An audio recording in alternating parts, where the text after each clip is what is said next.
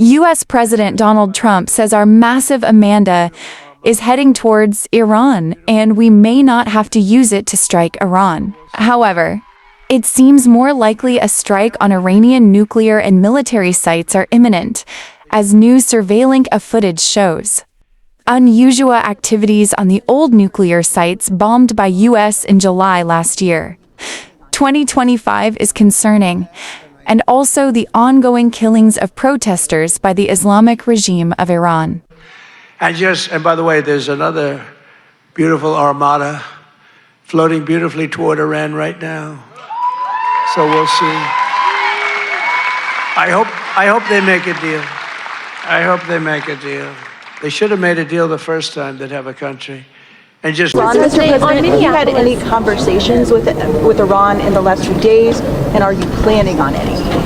I have had, and I am planning on it, yeah. We have a lot of very big, very powerful ships sailing to Iran right now, and it would be great if we didn't have to use them. Can you say what the message was that you shared with Iranians? Well, I told them two things. Number one, no nuclear, and number two, stop killing protesters. But they're going to have to do something. Mr. President, will you invite Mayor Frey to the White House? Nobody's seen Are there highlights? President Trump sharing his message to Iran as a new report reveals Saudi Arabia and Israeli officials will be meeting with the Trump administration to talk possible U.S. strikes on Iran. Here to discuss, retired four-star general. Well, certainly people are talking about negotiations, but I don't think it's realistic given the Iranians. I mean, the Ayatollah himself is so diabolical, so committed, to the ideals that he's trying to establish. He wants to dominate and control the Middle East and export his radical form of fundamentalist Islamic terrorism to the world. I mean, they haven't changed one bit. They still want to pursue a nuclear weapon. They still want to support the proxies that are in the region to destabilize the region and take down Israel. And they have a ballistic missile program that is growing every single day, obviously that threatens Israel and potentially our bases in the region. And that's where they are. He has emissaries that talk nice to our people, but that's where the leadership really is. And they've been like this for 45 plus years. I mean, I got to give them this. They have been consistent throughout that time frame. Objectives are dominate, control the region, drive the United States military out of the region. That's why they've been killing us by the hundreds, actually over a couple thousand plus since 1982 to the present. This is Americans now. And certainly destroy the state of Israel. And you've seen their attempts at doing that. They have not changed one iota. And if they say, oh, we're going to make a deal over nuclear, we all know what that means. Lie and cheat. Lie and cheat, because that's what they have done. And that's why the military option is on the table. Mm-hmm. And I also think it's the most likely that we're going to execute. And we just had up on the screen a map of the force posture we have there, a lot of capabilities there. And we know that obviously aircraft and other assets, including 30 to 40,000 troops in the region, should there be some sort of desperate act. And you talk about the emissaries talking nice, but we did have yesterday a high-ranking advisor to Ayatollah Khamenei saying this: a limited strike is an illusion. Any military action by the U.S. from any origin and at any level will be considered an act of war, and the response will be immediate, all out, and unprecedented, targeting the heart of Tel Aviv and those supporting the aggressor.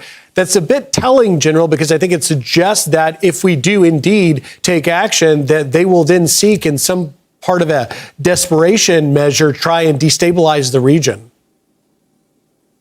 Yeah, certainly. I mean, that kind of rhetoric, it shouldn't surprise us. I mean, but when you look at the hard, cold facts here, Iran has never been weaker than they are right now in their entire history since this regime took power in 1980, politically, economically, and militarily.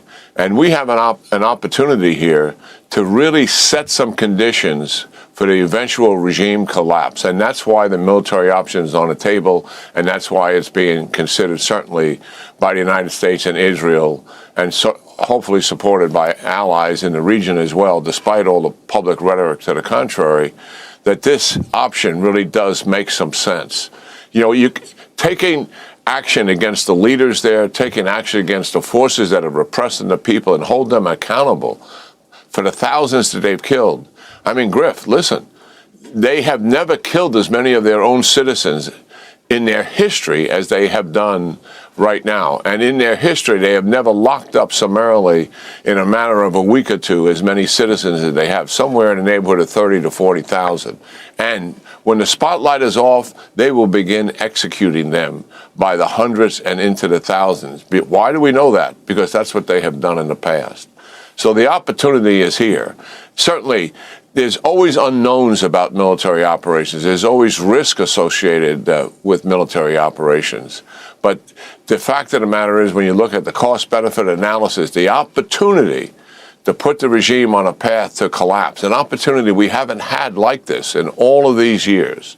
So despite their rhetoric, do they have capability to retaliate? Yes, they do.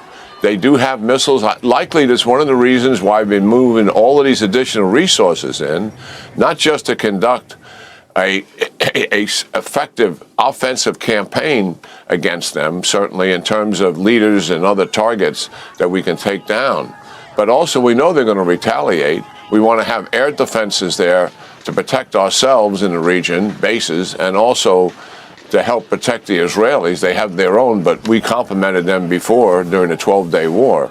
And also this, a very important target, is the one military capability that they have that we pay attention to. We took away their nuclear capability, obviously, is their ballistic missiles.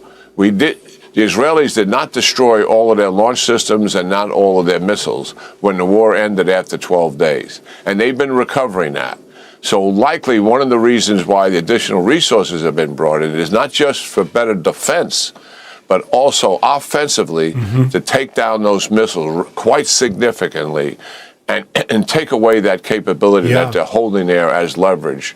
So, yeah, this is the path I think we're on, and certainly these options are going to be executed, I think, sooner rather than later, given now our resources are in the region, they're being positioned. Being in the region is one thing, being in position to conduct a military operation with the exact positioning of each ship, the submarines, etc., that's quite another. And I'm assuming that is what has taken place. And at a time when, as you point out so rightfully, General, that the regime has never been weaker, the fall of a regime that has reigned terror since 1979, that would be so historic. General Jack Keane, thank you for taking time. Great insight. Have a great weekend. Yeah, you too, Griff. Thanks a lot. And you and the team have a wonderful weekend.